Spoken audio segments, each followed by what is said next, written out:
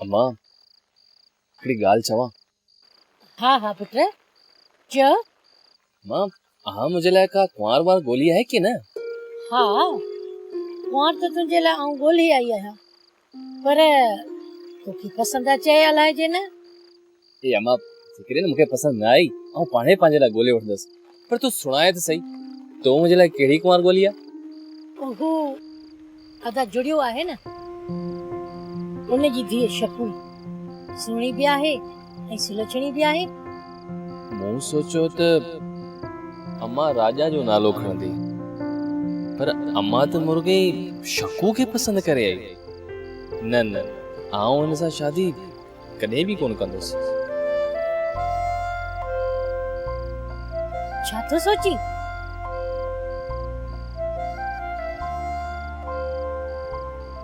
कुझु न अम्मा। लॻे थो त माणिक खे शकू पसंदि न आहे, ईअं मुंहुं ख़राब करे छॾी। माझी वो माझी वो माझी वो माझी वो ओ माझी वो। एॾा छा पियो करी? ये यार पियो छा मच्छी पे फसाए ॿियो कुझु बि करे। आउं हिते रश लॻाइण कोन ॾींदुसि। तो आउं हुते सुबुह खां कोड़की लॻाए वेठो आहियां ऐं तूं वरी हिते रश लॻाइण आयो। ए शादा तुंहिंजी रोज़ी तोखे मिलंदी, मुंहिंजी रोज़ी रब मूंखे ॾींदो। ए शादा आउं रछ लॻाए पासीरो थी थो वियां। ओ आउं हिते तोखे रछ लॻाइण कोन ॾींदुसि, भली छा बि थी पवे।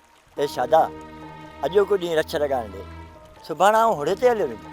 तो मुंहिंजो शिकार फिटायो आहे, आउं तोखे हिकिड़ो मिंट बि हिते बर्दाश्त कोन कंदुसि। जल्दी ॿाहिरि अच न त जहिड़ो थी पवंदो।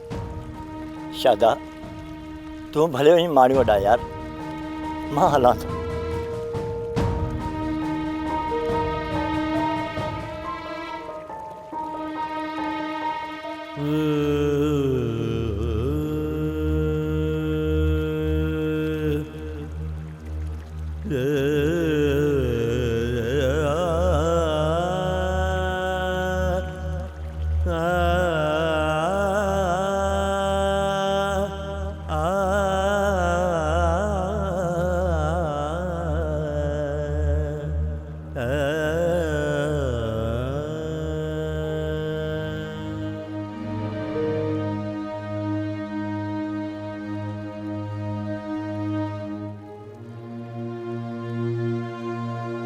हाणे ड्रामा सीरियल पाणी ऐं प्रीत जा तमाम एपिसोड्स ॾिसो HD क्वालिटी में।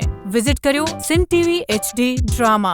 सब्सक्राइब कयो असांजो ऑफिशियल YouTube चैनल सिन TV HD ड्रामा ऐं वधीक अपडेट लाइ बेल आइकन खे क्लिक करियो।